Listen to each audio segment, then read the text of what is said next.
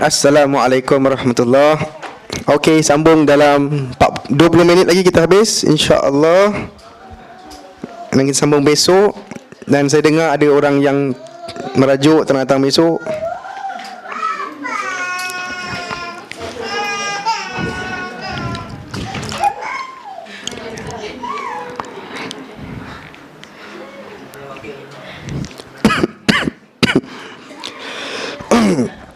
Tawanan perang ni bila dia bawa balik ke Madinah. Okey, sambung Assalamualaikum warahmatullahi. Is it on?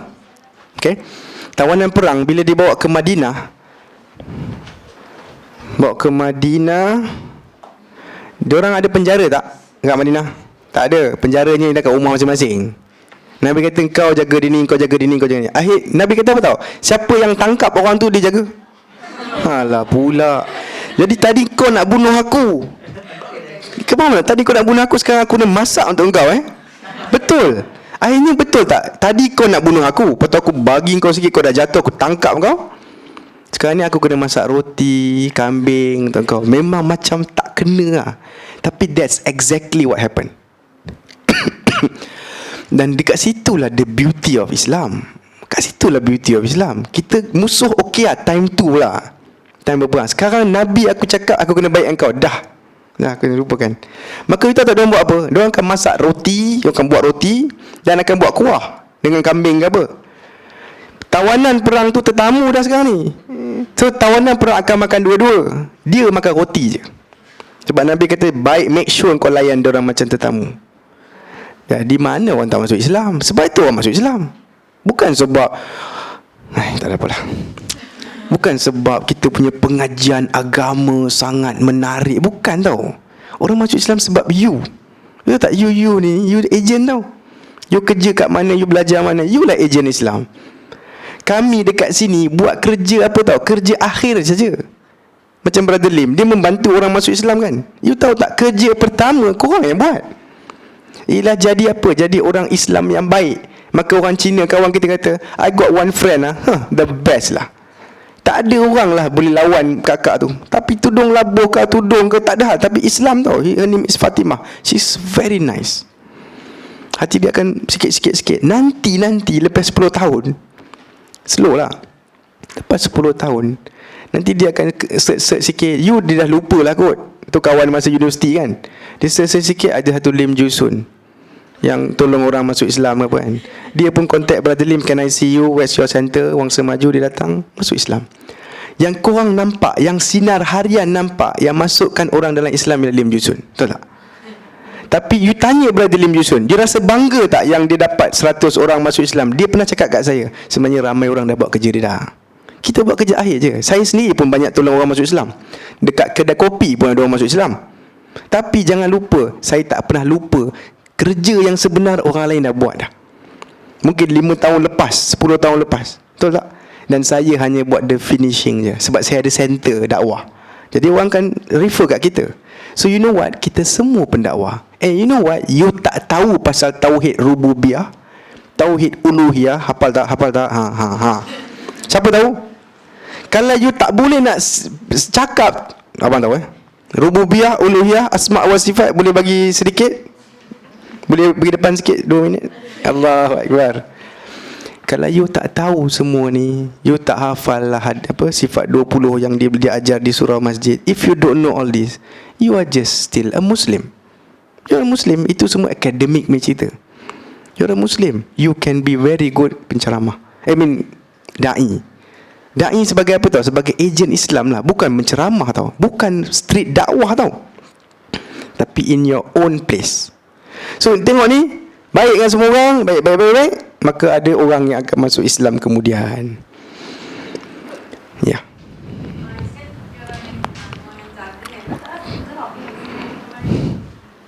Siapa geram dengan siapa?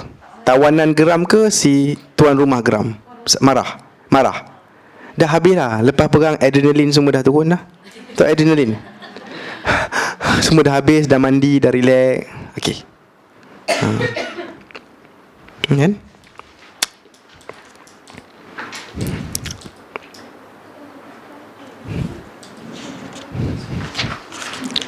Waktu ini kan, Abbas.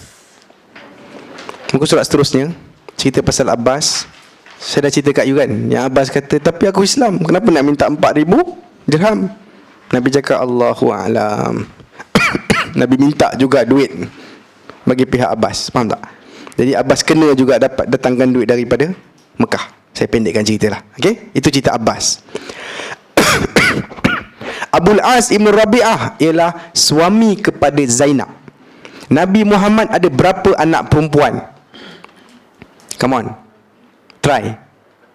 1, 2, 3, 4, 5. 5. Kurang sikit. 4. Did you say 4? 4 ke 5? Bunyi macam dekat. Jawapannya, Nabi Muhammad ada 4 anak perempuan. Okay, saya tanya dia sekali. Nabi Muhammad ada berapa anak perempuan? Berapa anak lelaki? Berapa? Good. So campur dua-dua. Berapa yang anak Khadijah? Semua kecuali satu. Senang. Siapa yang satu tu anak siapa? Bukan Safiyah? Maria Qibtiyah. Sorry kak, kam. Dan Maria. Yang siapa yang bukan anak Khadijah tu nama apa? Ibrahim. Masya Allah. Ibrahim ialah anak Maria Qibtiyah. Yang 6 lagi semua anak Khadijah.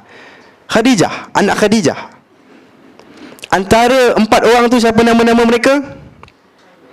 Okey, eloknya sebut Zainab dulu, itu kakak. Lepas tu, okey, you tak pasti Ummu Kulsum ke Zulqayyah, you pasti dengan hujung tak? Hujung siapa? Fatimah. So dua-dua ni tak sure kan? Yang mana kakak, yang mana adik? Senang, alphabetical order. R dulu ke U dulu? Jadi Ruqayyah dulu. Ruqayyah yang mati ni. Dan Osman kan baru selesaikan perkebumian Ruqayyah. Kejap lagi Nabi akan offer Ummu Kulthum kepada dia.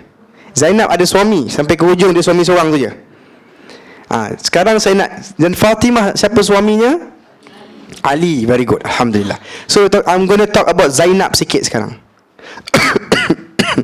Sebelum kenabian, sebelum Nabi umur 40, Zainab dah kahwin. Okay, sebelum start Islam, Quran dan sebagainya, Zainab sudah kahwin. Suami dia ialah Abul As. Ramai orang tak tahu nama suami dia ni, sebab tak famous sangat. Dia orang yang low profile. Dia businessman lah.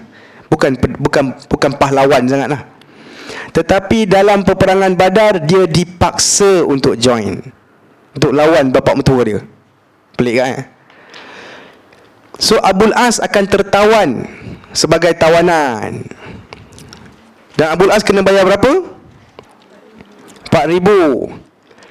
Untuk pengetahuan, Abul As ini sebenarnya sepupu Zainab.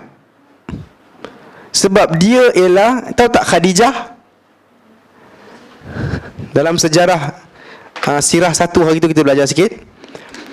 Khadijah, dia ada kakak seorang ataupun mungkin adik, Allahu alam, namanya Halah. Khadijah punya anak ialah Zainab. Anak Halah ialah Abul As. Okey. Kahwinlah diorang. Dan untuk pengetahuan, pada tahun 2 Hijrah, bukan semua keluarga Nabi sudah hijrah. At least kita tahu ada satu anak perempuan Nabi sangkut dekat Mekah. Kenapa dia sangkut kat Mekah? Sebab dia ikut suami. Nabi tak ada power nak main tarik je. Jadi pada pendapat Nabi waktu itu, that's your husband, you follow. Abul As masih kafir, Zainab sudah Islam. Zainab automatik, bapa Islam tak ada halnya. Dan masa itu boleh hidup macam tu, sebab syariat belum lengkap lagi. Kan syariat makin turun, ayat masih turun sikit-sikit. So relax, jangan stres. Tak payah nak report jabatan agama, sebab satu Islam, satu bukan. Berkesedudukan. So boleh faham tak, Zainab ada di Mekah, Abul As pula sangkut dekat Madinah sekarang sebab dia tawanan. Bila sangkut, Nabi cakap, you ada duit, hantar berita ke Mekah, anybody got money, nak tebus family kau, bawa duit. Dalam banyak-banyak duit yang sampai daripada Mekah, Nabi yang uruskan. Ini untuk engkau, ini untuk engkau, ini engkau. Tiba-tiba Nabi nampak, Nabi jadi hiba kejap. Dia nampak apa? Rantai Khadijah. Rupanya Khadijah bagi hadiah pada anak dia Zainab, anak pertama perempuan. Memang macam itu tradisi tu. Bila dia kahwin, itulah hadiahnya. Necklace dia bagikan anak perempuan pertama. Memang ada keluarga yang budaya dia macam tu. At least dalam budaya orang India, dia masih kuat lagi. Dia bagi hadiah kepada anak pertama yang kahwin. Dia special sikit lah. Gitulah, anak sulung gitulah.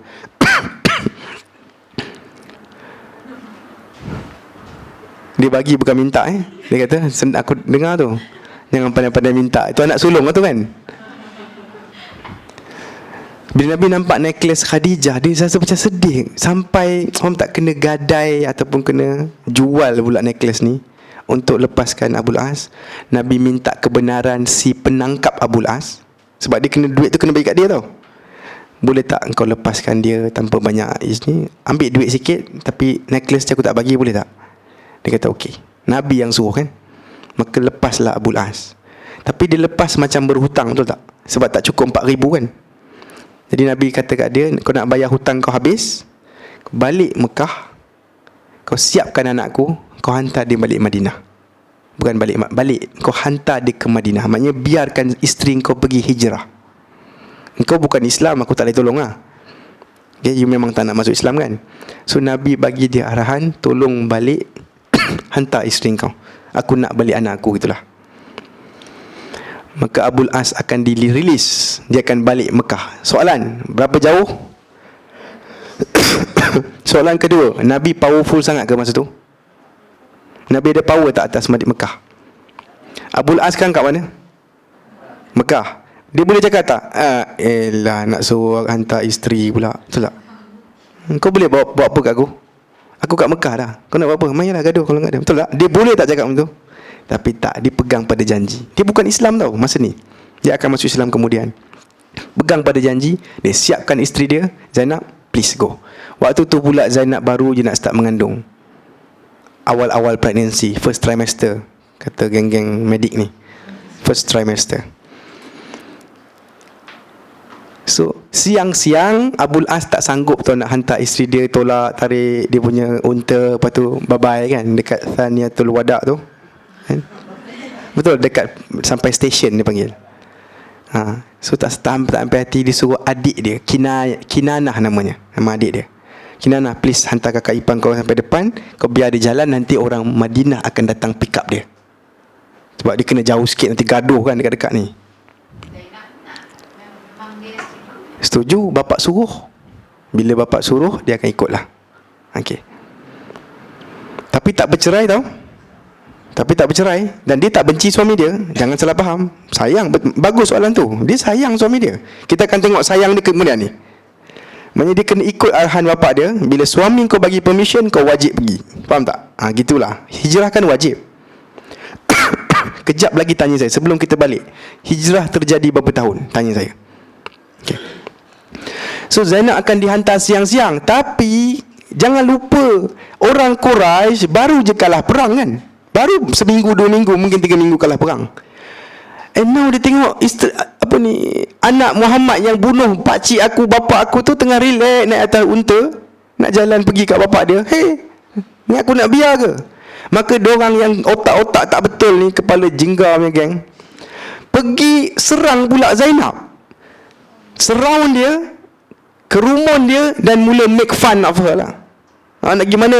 Pergi mana? Faham tak? Dan salah seorang daripada orang namanya Habbar Ibnu Al-Aswad, dia akan cucuk unta Zainab sampai unta dia akan unta mana boleh kau sakitkan dia. Dia akan tak boleh kontrol. Bila dia macam tu, Zainab jatuh dan keguguran dia. Anak dia akan gugur. Nabi bila tahu benda ni, Allahu Akbar. Saya akan cerita nanti kemarahan Nabi. Bila gugur macam tu, Abu Sufyan pula datang lari. Bila dia tahu tengah jadi benda tu, dia datang kat diorang. Dia kata, bodohnya korang ni, apa yang korang buat ni? Faham tak? So dia suraikan diorang semua, dah pergi, jangan bully anak Muhammad macam ni.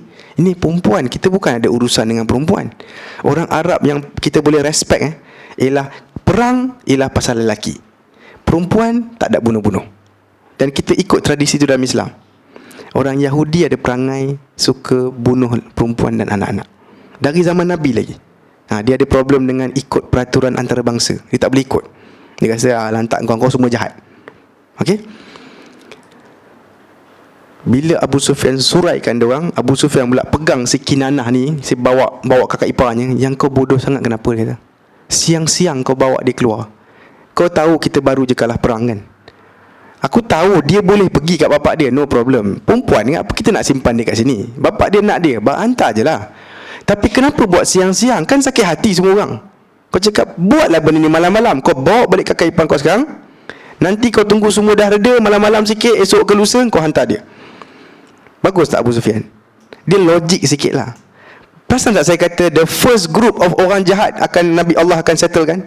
Sekarang ni tinggal second group yang Islam, tapi hati dia still ada ruang untuk kebaikan lah. Dia kafir, tapi ada ruang lah yang boleh bincang lah. Abu Sufyan orang yang diplomatik. Dia tak suka benda-benda tak tentu pasalnya. So dia pun cakap go back. Lepas go back, malam-malam dia akan dihantar. Bila Zainab akan sampai lah, kita anggap settle. Bila Nabi tahu je berita dia punya cucu, bakal cucu mati dalam kandungan, tahu tak? Nabi tak ramai cucu kan. Dan Nabi pun, anak dia bukan ramai sangat kan anak dia. Patutnya anak Nabi ramai, isteri dia ramai, tahu tak? Kalau seorang, satu isteri satu anak pun dah jadi 9-10 dah. Tapi takdir Allah dia ada 6 je. Nabi jadi sangat marah. Nabi cakap apa tahu? Siapa yang bunuh, siapa yang kacau kau tu, disebut nama kan. Nabi kata lepas ni siapa saja yang dari Madinah, kalau kau pergi jalan-jalan kat Mekah ataupun kau dapat caravan ke apa lalu Madinah dan si Habbar tu ada, make sure kau bakar dia hidup-hidup. Nampak kemarahan seorang bapa? Saya nak tanya, boleh ke bakar orang? Tak boleh kan? Hukum tu akan keluar sekarang. Selama ni tak ada hukum lagi ni. Pasal bakar manusia, bakar binatang dalam hidup lah. Bakar barbecue tak apa kan. Faham tak? Jangan salah faham. Bakar kambing yang dah mati tak apa. Bakar dia hidup-hidup tak boleh. Bila Nabi cakap bakar dia kalau kau jumpa, nak tunjuk marah lah ni. Dia marah lah tu. Kau buat anak aku macam ni, kau bully perempuan kan. Gaduh dengan aku lah. Bakar mamat tu. Bila sekumpulan rombongan dari Madinah nak pergi Mekah, Nabi cakap kau jumpa Habbar, kau make sure kau bakar dia. Bila dia orang dah jalan, Nabi hantar utusan pula. Panggil balik dia orang, panggil balik. Cancel. Dia kata sorry, jangan bakar dia. Tapi kalau kau jumpa Habbar, kau bunuh dia. Jadi hukum bunuh masih ada, tapi bakar tak boleh. Nabi cakap apa tahu? Sebab bakar hanya untuk Allah. Hanya pencipta ada hak untuk bakar ciptaan dia. Oh gitu lah. So sampai sekarang kita pegang hukum tu kan. Kita tak bakar semut-semut dah. Dulu orang dulu tak faham. Dia guna api kan untuk bakar semut api. Api lawan api. Dulu kat kampung-kampung kita bakar paper, korang tak ada kan kelebihan tu semua. Rugi, best tengok semut tu mati kena bakar. Dia akan merengkuk-rengkuk tu. Tapi kejam lah. Akak bakar apa? Kerengga semua kan, kat pokok. Sebelum kita nak panjat ke apa, maka kita akan paper tu kita kek bakar tu hujung tu jadi obor. Kerengga akan habis kerengga semua, berkumpul semua mayat-mayatnya. Kita pun puas hati tengok budak-budak kan kejam. Macam sekarang kita tak gunalah, guna reset sudahlah. Jangan guna api untuk mana-mana makhluk Allah. So Zainab sekarang terpisah dengan suami. Betul? Nanti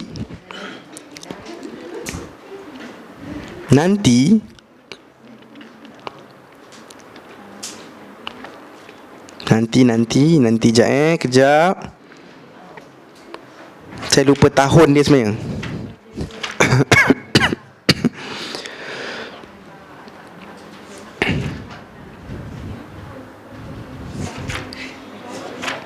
Mana ni?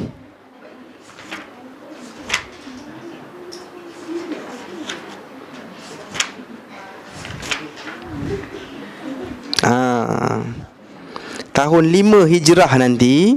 Berapa tahun lagi lepas ni? 3 tahun setelah ini. 3 tahun lepas tu, tahun 5 Hijrah. Sekarang kita tahun 2 tau. Saya nak fast forward sikit, nak cerita pasal Abul As. Saya nak habiskan cerita dia. 3 tahun lagi, Abul As kan masih kafir, dan dia buat bisnes macam biasa. Dia terpisah dengan isteri dia dah 3 tahun dah ni. Okay. Dia berniaga, dia buatlah rihlata syita wa saif. Tapi dia akan kena tangkap.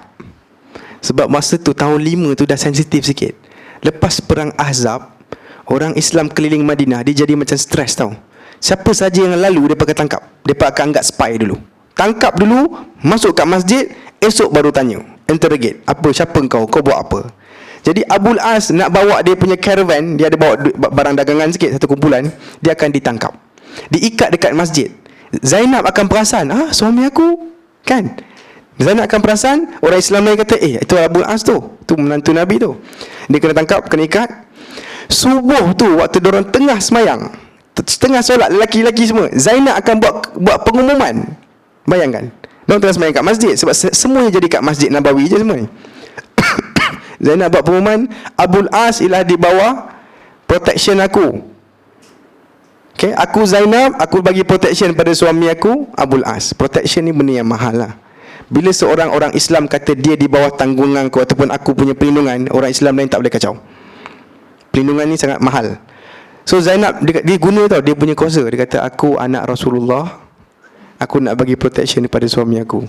Ya, dia sayang suami dia lah ni. Kan tadi orang tanya soalan tu kan, dia sayang suami dia. Jadi korang jangan buat macam-macam kat dia, walaupun dia kafir.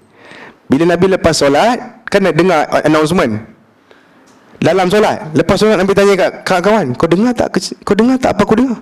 Dia kata, ya Nabi. Tu Zainab kan? Yalah Nabi. Lepas tu Nabi cari Zainab, cari Abul As, bincang dengan Abul As, masuklah Islam. Sahabat-sahabat Nabi cakap lah, masuk Islam lah. Kau masuk Islam, barang dagangan yang kau bawa orang punya, tahu tak, dia bawa orang punya.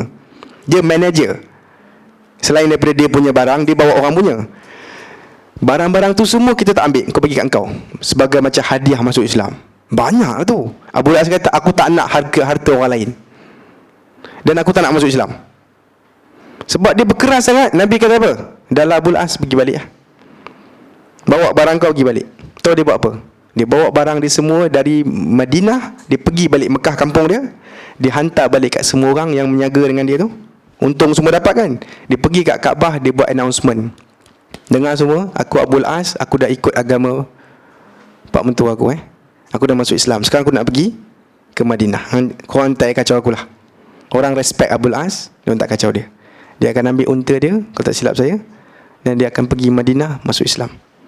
Kenapa dia buat macam tu? Sebab dia ada harta amanah orang. Kalau dia masuk Islam dapat harta tu, orang cakap apa? Kau ni pencuri apa semua tu tak? Habislah nama dia, tak boleh. Dan nombor dua, orang tak suka masuk Islam dalam keadaan terikat. Sebab nanti timbul cerita kemudian kau masuk Islam sebab terpaksa, sebab force lah. So tak nak, aku nak jadi orang bebas baru masuk Islam. Beberapa cerita ada pasal dalam ikatan, dia tak nak masuk Islam. Bila Nabi lepaskan ikatan, dia pergi jauh sikit, dia mandi sikit, dia masuk balik, Nabi, aku nak masuk Islam. Kita pun jadi pelik, apa pasal? Sebab dia tak nak masuk Islam dalam ikatan. Dia nak jaga maruah dia. Dan nanti mulut orang lah, buah mulut orang. Nanti orang cakap apa? Kau dipaksa oleh Muhammad. Tak, aku memang masuk Islam, bukan dipaksa. Orang tak boleh kutuk Nabi Muhammad lah, paksa dia. Allahu a'lam. Okey tak, kita stop dulu? Continue esok. Ada soalan tak apa-apa? Cepat-cepat sikit.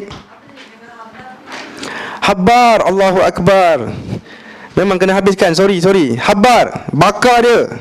Habar Ibn Al-Aswad. Saya habiskan cerita Habar. Menarik ni. Bakar kalau kau jumpa dia. Tahun 2 Nabi cakap gitu kan. Habar masih kafir, tak ada siapa jumpa Habar untuk bakar dia, untuk bunuh dia, tak ada apa dapat tangkap dia. Tahun 2 kan sekarang, tahun 8 Hijrah, suddenly Nabi akan datang untuk Fathu Mekah, pembukaan kota Mekah. Sekarang ni Habar punya kampung pun dah Nabi punya. Nak Habar orang Mekah. So Nabi dah kontrol Mekah dan Madinah. Habar menyorok, dia tahu nama dia dalam list mesti bunuh. Sebab memang ada list dalam 11 orang, 10-11 orang. Orang lain semua Nabi ampunkan. 1,000 orang lebih, 2,000 Nabi ampunkan free je. Tapi ni satu list ni yang jahat, dia tak boleh nak, tak bertepi lah kata orang. Jahat tak wanted list, you have to kill him. Siap, dead or alive. Dan Nabi cakap, kau bunuh dia, siapa saja yang dalam list ni, walaupun dia dekat kelambu Kaabah. Kan Kaabah dia ada kiswah dia. Kalau dia berselindung sebelah pun kau bunuh dulu. Allah halalkan hari ni, faham tak? Sebab you tahu kan, you tak boleh berbunuhan dekat Kaabah, dekat area haram mana boleh bunuh orang. Tapi Nabi kata today it becomes halal, only today. So Habar, yes. Okay, dan La uqsimu bihadzal balad wa anta hillum bihadzal balad. Pernah dengar? Ini maksud dia. Engkau pernah dihalalkan untuk balad ini. Semuanya balad. Balad tu disebut ialah balad. Sebenarnya baladun maksud dia negara. Allah tengah cakap pasal balad apa tahu? Mekah. Dan Allah bersumpah di atas Mekah.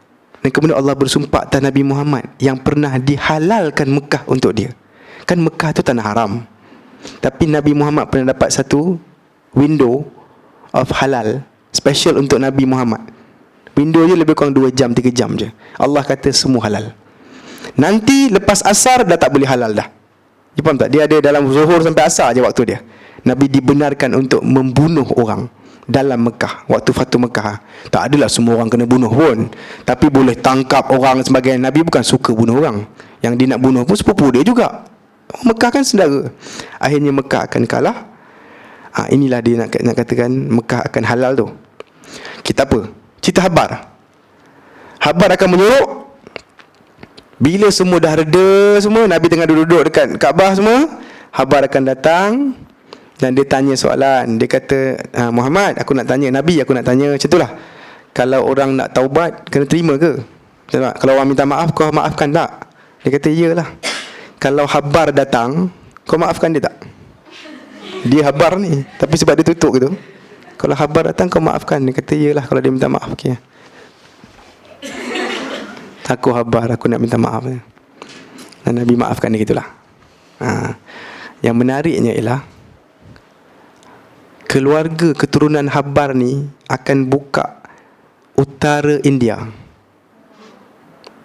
Utara India ada satu dinasti namanya Habbarid Dynasty. Habbarite. Cuba cek Habbarid ataupun RID, Habbarid Dynasty. Dinasti Habbar you kan jumpa. Keturunan dia, cucu dia ke apa akan buat kerja baiknya. Bayangkan kalau Habbar dibunuh hari tu, maka tak jadilah sejarah tu kan. Jadi Allah Maha tahu. Nabi Muhammad tahu apa dia tahu je, tapi Allah Maha tahu. Bagi Nabi Muhammad, kalau semalam kau datang, kalau Abu Bakar nampak kau mati kau, betul tak? Hari ni semua dah reda, mungkin aku boleh ampunkan kau, betul tak? So Allah itu namanya Allahu A'lam tu. Allah lebih tahu. Kita tahu, tapi Allah lagi tahu. Kita tahu medik best, faham tak? Jadi doktor best, kita tahu, tapi Allah lagi tahu muka macam you jangan jadi doktor. Allah lagi tahu. Betul? Wallahu a'lam. Itulah cerita Habar. Okey, soalan baik. Hijrah akan berlaku berapa lama sebenarnya? Start satu hijrah. Masya Allah, 8 tahun. Betul. Ini yang jarang diajar. Kita tak dapat nak tangkap sangat. Sebenarnya hijrah akan berlaku start wajib tahun 1, kemudian 2, 3, 4, 5, 6 sampai Fatu Mekah. Bila Mekah dah dibuka, ada orang tanya, Nabi, ada ke hijrah lagi? Kami ni kena pergi Madinah tak? Kan selama ni wajib. Nabi kata, la hijrata ba'dal fath. Tidak ada hijrah setelah al-fathu. Apa maksud al-fath? Pembukaan kota Mekah. Sekarang ni the whole negara lah kita punya. So you duduklah mana-mana. Okay. So 8 tahun sebenarnya orang Islam hijrah sikit demi sikit. Masuk Islam hijrah, masuk Islam hijrah. Wallahu a'lam. Esok kita jumpa, kita akan masuk dalam perang Uhud. Kemudian peristiwa yang membawa sampai ada kunut subuh. Peristiwa Ar-Raji' dan Bi'rul Ma'unah tahun 4 hijrah. Kemudian tahun 5 kita akan ada perang Ahzab, juga dikenali sebagai perang Khandaq, perang parit. Kita akan habis esok sampai lebih insya-Allah tahun 6 hijrah ataupun tahun 7. Tahun 6 apa yang akan berlaku ialah Aisyah akan difitnah berzina. Cerita tu panjang. Okey. Kemudian akan ada perang Muraisi'. Peperangan yang akan menyebabkan adanya tayammum dan lain-lain insya-Allah sampai 6 hijrah ke 7 lah. Sirah ketiga nanti kita sambung tahun 7, 8, 9, 10, 11. Sirah ke 3. Wallahu alam. Okey? So far okey? Boleh follow Alright. Insya-Allah. Sallallahu ala nabiyyina Muhammadin sallallahu alaihi wasallam. Alhamdulillahirabbil alamin. Subhanakallahumma wa bihamdika asyhadu an la ilaha illa anta astaghfiruka wa atubu ilaik. Soalan Nabi ada berapa anak? Okey. Melalui siapa? Isteri yang mana satu? Khadijah 6, satu Maria Kiptiah. Alright. Yang Maria Kiptiah tu Ibrahim. Okay. Anak lelaki Nabi pertama nama apa? Qasim. Senang, sebab orang panggil Nabi Abul Qasim. So biasanya anak sulung. Automatik kita faham dia anak sulung. Wallahu alam. Okey. Assalamualaikum warahmatullahi.